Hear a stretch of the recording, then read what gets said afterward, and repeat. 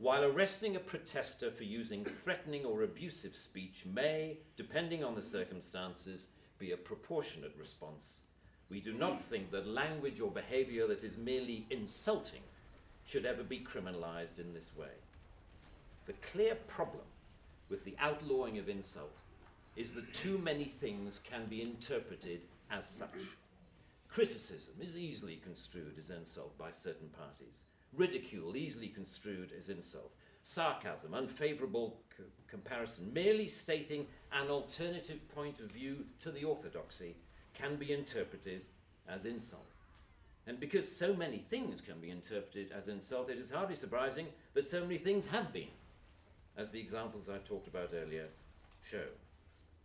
Although the law under discussion has been on the statute book for over 25 years, it is indicative of a culture that has taken hold of the programs of successive governments that, with the reasonable and well-intentioned ambition to contain obnoxious elements in society, has created a society of an extraordinarily authoritarian and controlling nature. That is what you might call the new intolerance, a new but intense desire to gag uncomfortable voices of dissent. I am not intolerant, say many people, say many softly spoken, highly educated, liberal-minded people. I'm only intolerant of intolerance.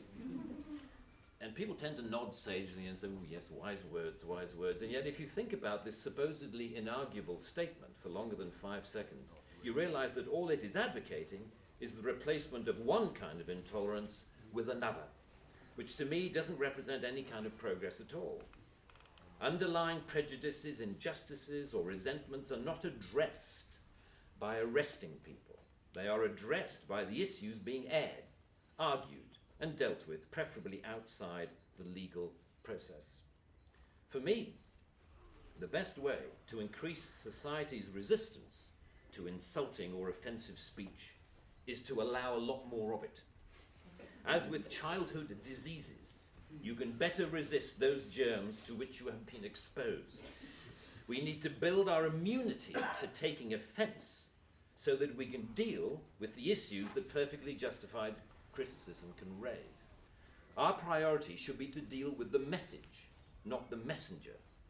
As President Obama said in an address to the United Nations only a month or so ago, laudable efforts to restrict speech can become a tool to silence critics or oppress minorities. The strongest weapon against hateful speech is not repression, it is more speech. And that's the essence of my thesis, more speech.